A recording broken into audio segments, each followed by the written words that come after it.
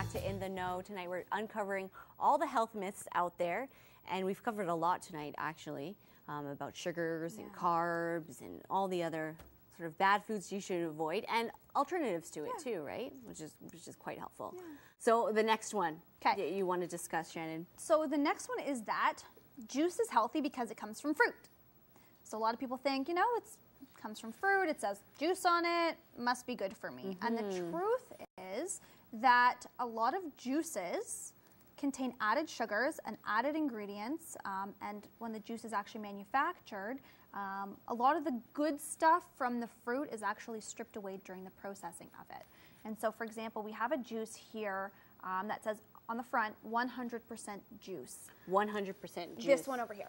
100% juice. Okay, this is really so common, right? It's made from concentrate, which means that a lot of the good stuff has been removed. And so our fruit, the reason we have fruit is because it provides us with those good enzymes and vitamins and minerals. But getting a juice like this, when everything is stripped out and oftentimes sugar is added, it's no longer good for us, right? Yeah. And so we want to look for better juices that are made from sort of natural sources that haven't had all of their ingredients stripped away and that don't have added sugars. And so buying something like this is a healthier option because it just has all of those fresh juice purees.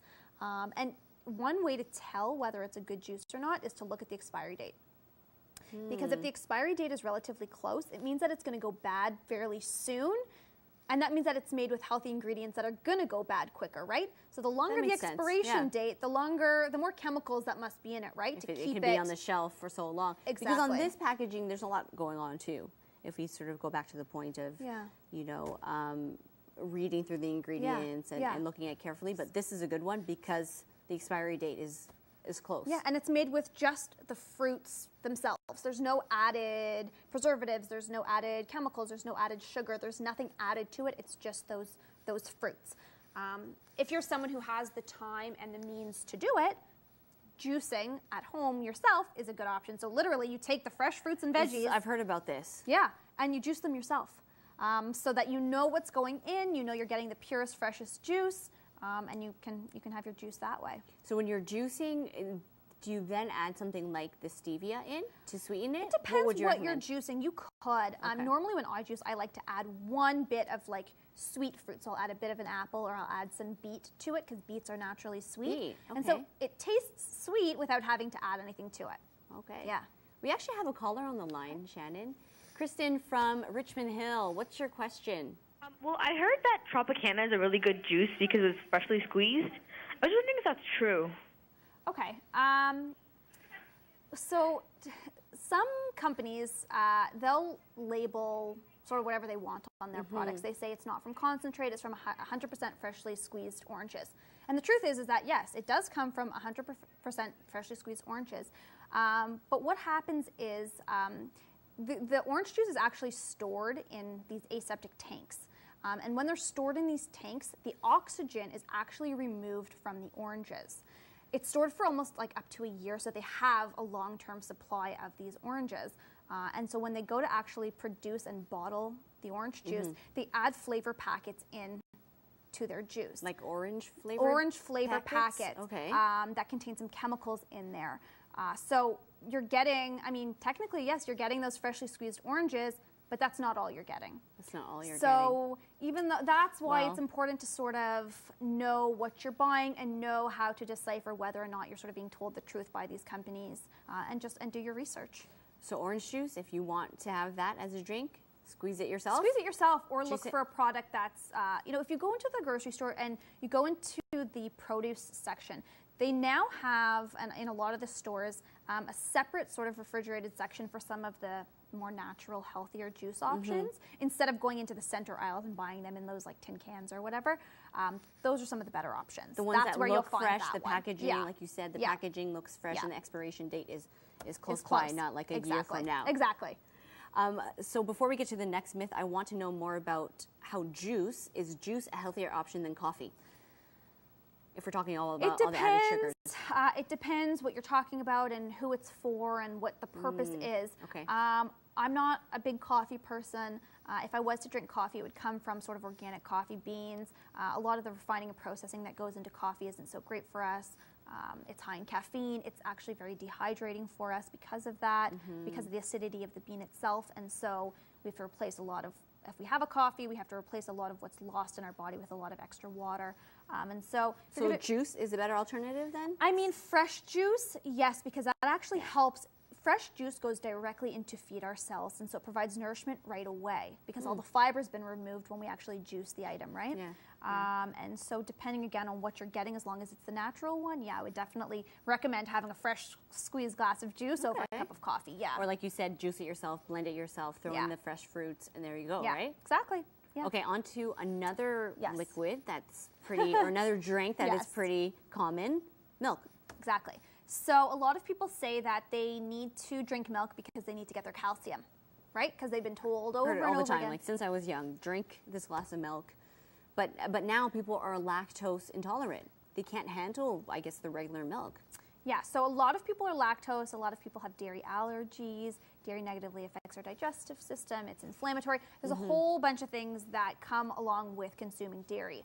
And so the truth is that we don't need to consume cow's milk to get our calcium. We can get calcium from a lot of non-dairy sources. So things like tempeh, or which is a fermented soybean. I saw this here on the table. What is this exactly? So it's a fermented. So have you tried tofu? Yes. Okay, so it's kind of like tofu, but tofu is just a little more processed. This is fermented, so it's a naturally fermented product, and it comes from soybeans. Oh, it's a good source of calcium for us. I've heard of this brand, tempeh, or the actual product. And it's also a good source of protein for us as well. And so if you're thinking, I'm not going to get my protein, I'm not going to get my calcium, having something like this will give you your calcium. Absolutely. Leafy green vegetables also. So spinach, Swiss chard, kale, those kinds of things are loaded with calcium as well. And also things like sesame seeds, which are up there in the front. Sesame seeds are also a good source of calcium. Carob, which I have here as well, which is sort of like a chocolate alternative, I like to call it, because it gives us that chocolatey taste, but it comes from the carob pod.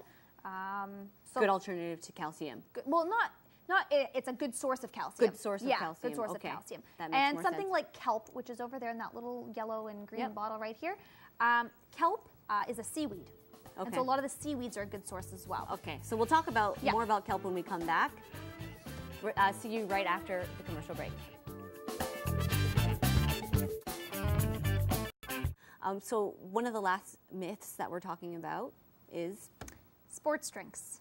So often you'll exercise and you'll want to replace the electrolytes that you've lost in exercising with a sports drink. And so often we go for like the blue and the orange and the green sports drinks to help replenish what we've lost. The truth is that a lot of those sports drinks, the common sports drinks, are loaded with added sugars, they're loaded with added artificial ingredients, and they don't actually provide us with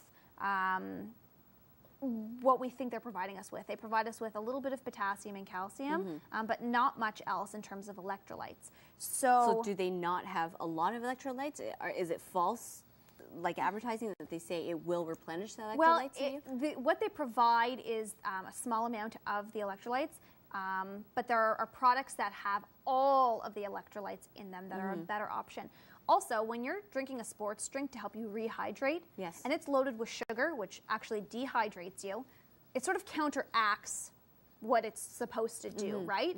And so we want to try alternatives to those sports drinks. So one option is coconut water. Coconut water, okay. So coconut water... Sugary though? Is it sweet? It tastes sweet. But it doesn't have any of those artificial ingredients. It just comes from the young coconuts themselves, so it's completely natural.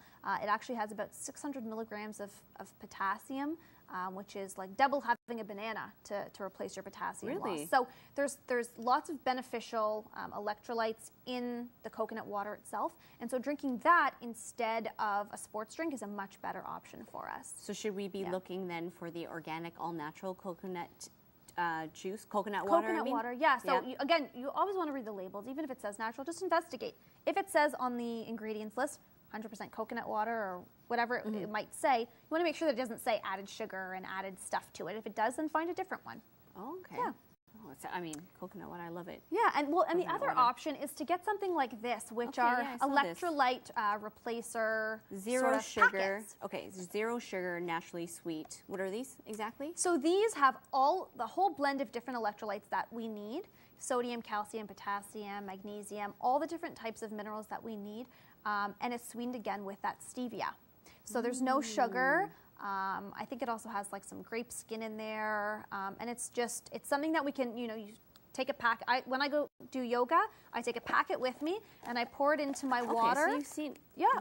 So replenisher, it comes in packets or jugs, but I take it with me, and and it's gluten-free, it says here too, Yeah. on this particular and package. it's a better option. It's non-GMO, which means genetically modified, so there's no modification to it. It's a better option than those sports drinks. And just with plain water, shake it up, Shake put it up, in and your that's thing. it. And it's so easy to take with you. The last option is just plain water. Plain water. So Trusty water bottle. Yeah, I mean, if you're exercising like vigorously for 90 minutes, or 2 like if you're intensely exercising, it's probably a good idea to choose one of those two. If you're going for a half an hour walk or jog even, your body doesn't need all of that. You would be okay with just replacing it with water to get your adequate hydration. So you don't really need them unless you're vigorously exercising, and if it's something that you want, choosing an option like that is the best idea. So the key is to keep hydrated, but with the good stuff. liquids, the good stuff. Yeah. Okay. Shannon, I want to thank you so much for joining us here on In the Know tonight, going through the health myths and misconceptions with us. Thank you so much. Thank you for watching, and I'll see you next week.